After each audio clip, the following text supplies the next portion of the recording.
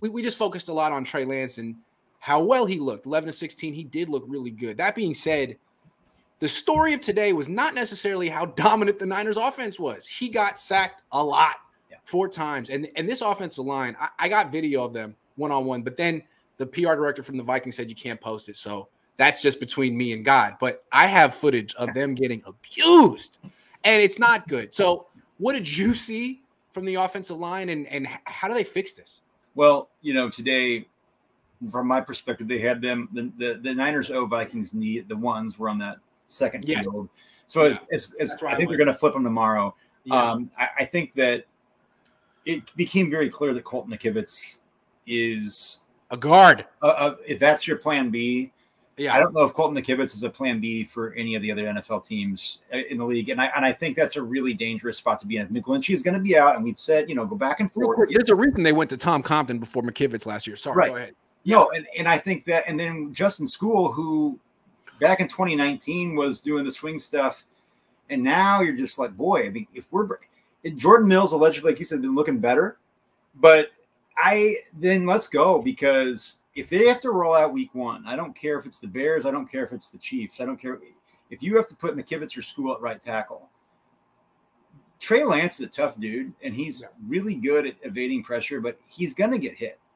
And it's only going to be a matter of time before we're looking at Nate Sudfeld. He got hit Friday night. Yep. On the knees. And as I said, I remember that night, I said, my God, they're playing with fire. McKivitz got put in the spin cycle. Then all of a sudden, or it might have been School. They went empty formation on first down. I was like, oh my God, why are you doing this? Yeah. And so that is real. Like today that was a refrain. A common refrain was, oh shit, Trey Lance is under pressure. And sorry, go ahead. No,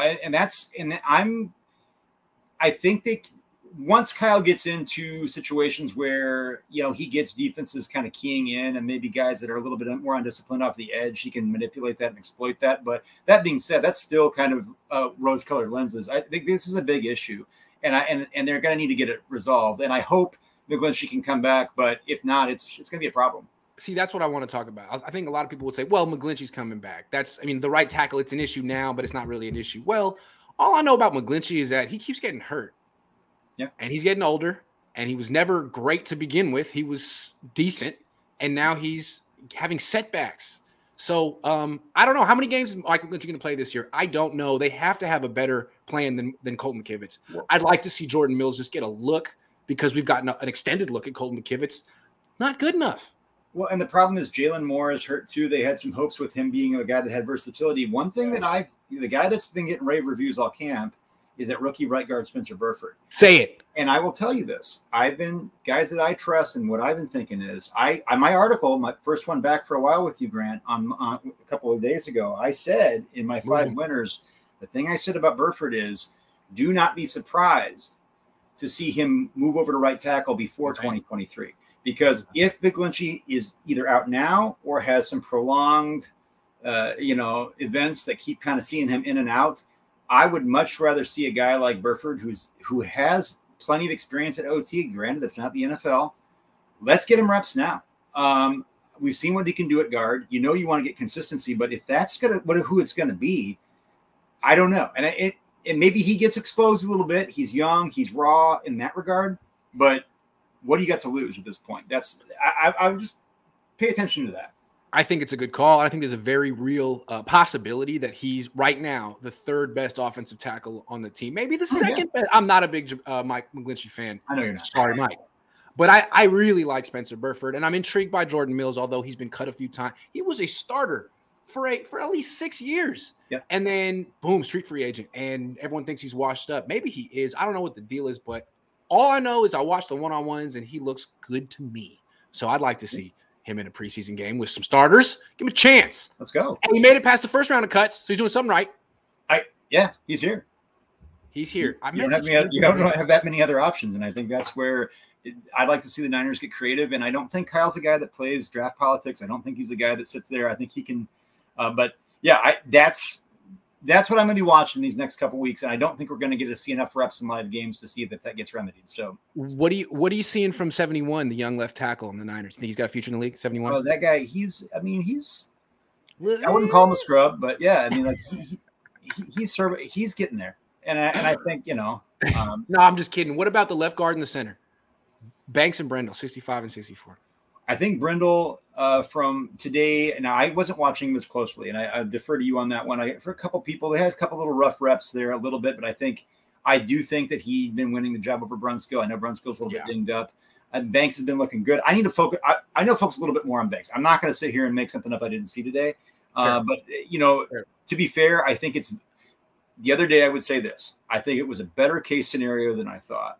Yeah, to have Banks and Burford playing well, and Brendel maybe playing a little bit better than I had expected, given his pedigree and the fact that he's been shopped around. But he's still not, again, right tackle and center. You can say what you want. Those aren't ideal situations for the 49ers to be in with a young quarterback. What I see from Banks in one-on-ones is a guy who can't really anchor. But in 11-on-11s, what I see is pressure coming from the right, not the left.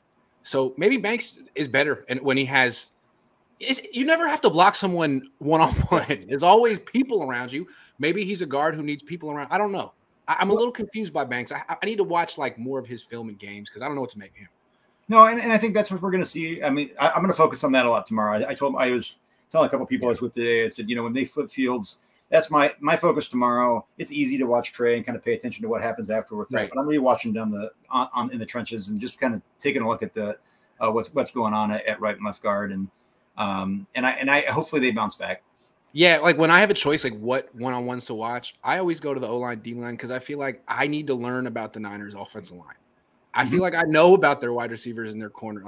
I know about them pretty. I mean, sometimes I'm surprised, but every day I'm looking at Banks and Kinlaw. It's are you different today? What does it look like?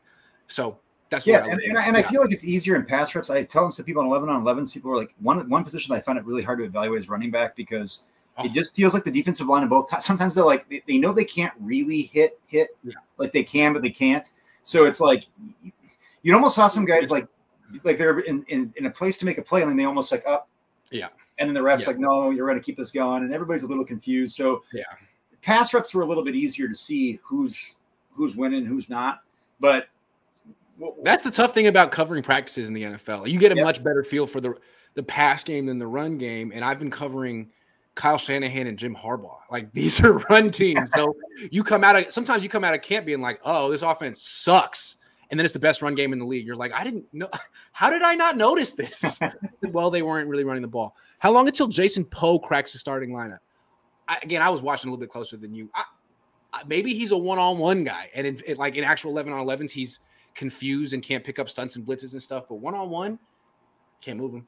I feel like it's just a matter of time before he's the starting left guard or right guard or center. I don't know if he can snap the ball, but he can block. I'll tell you that.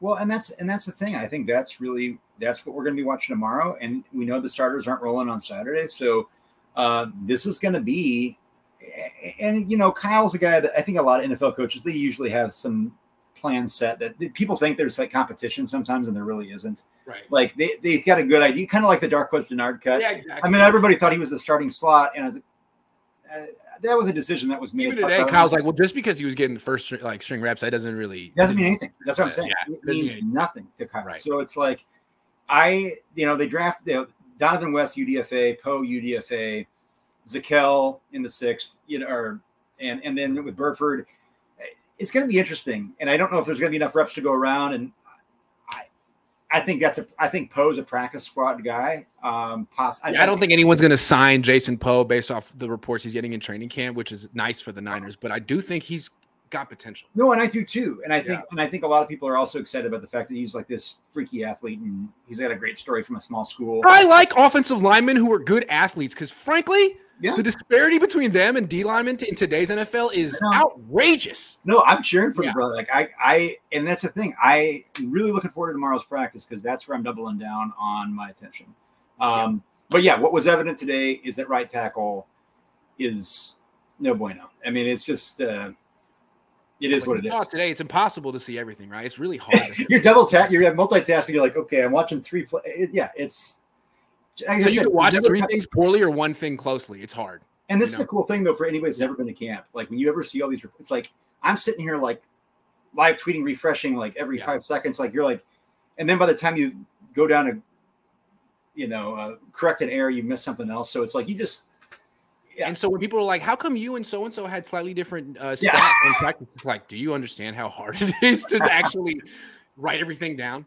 That's why Javon Kinlock, he's like, hey, make sure you got this. Like, dude, I'm constantly writing in practice.